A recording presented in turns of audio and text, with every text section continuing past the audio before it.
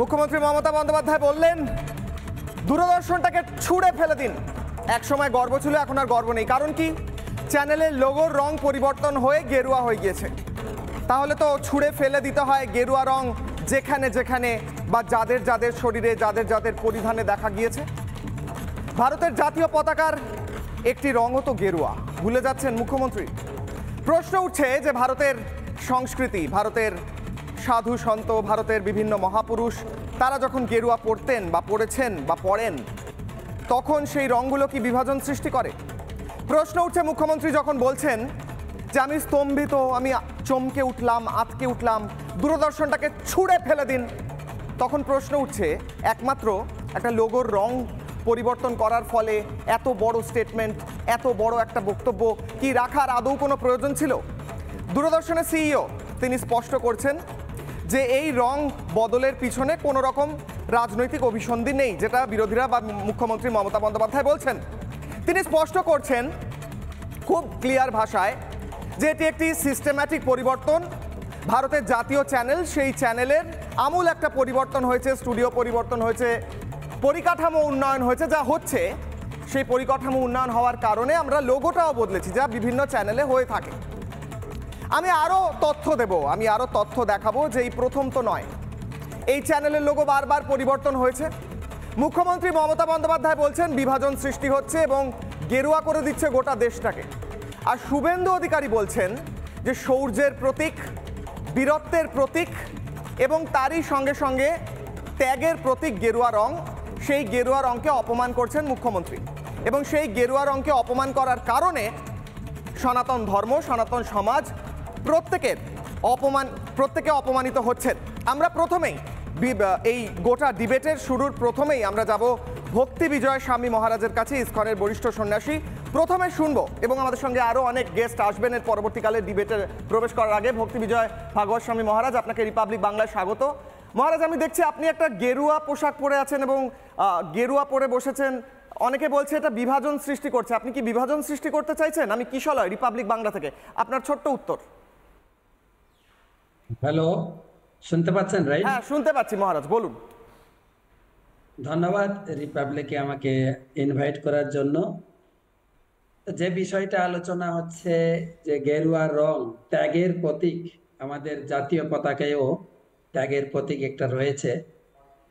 এই গেরুয়া রঙের মূল উদ্দেশ্য হচ্ছে নিজস্ব ব্যক্তিগত সমস্ত কিছু আশা আকাঙ্ক্ষা ত্যাগ করে সারা দুনিয়াটা হচ্ছে তার আশ্রয়, সব জাতির মানুষ, সবার সেবা করা। এইটা হচ্ছে আমাদের বাংলায় বলে ঘর করিনু বাহির, বাহির করিনু ঘর। সমস্ত কিছু নিজস্ব পরিত্যাগ করে সারা দুনিয়াটাকে আপন করে নেওয়া এবং সকলের সেবা করার এই যে দৃঢ় প্রতিজ্ঞা, সেটা হচ্ছে গেরুয়া রঙের মূল উদ্দেশ্য।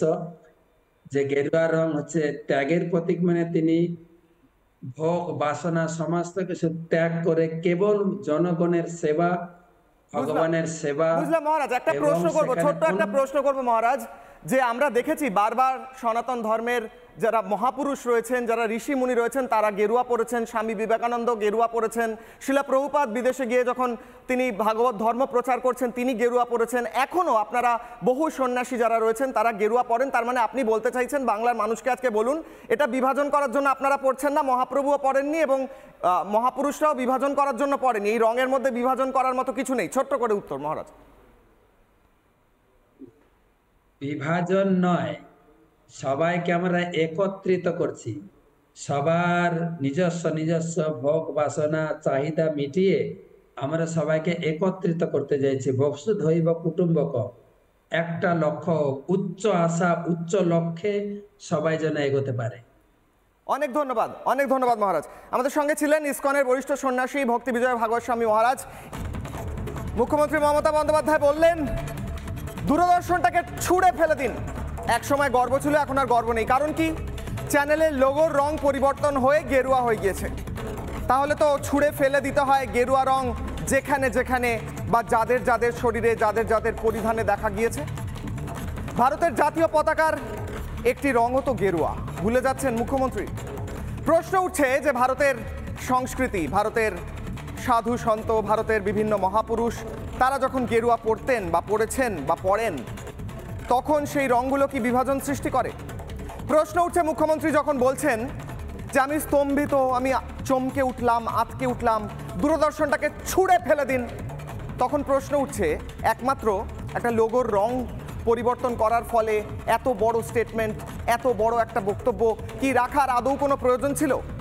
দূরদর্শনের সিইও তিনি স্পষ্ট করছেন যে এই রং বদলের পিছনে কোনো রকম রাজনৈতিক অভিসন্ধি নেই, যেটা বিরোধীরা বা মুখ্যমন্ত্রী মমতা বন্দ্যোপাধ্যায় বলছেন।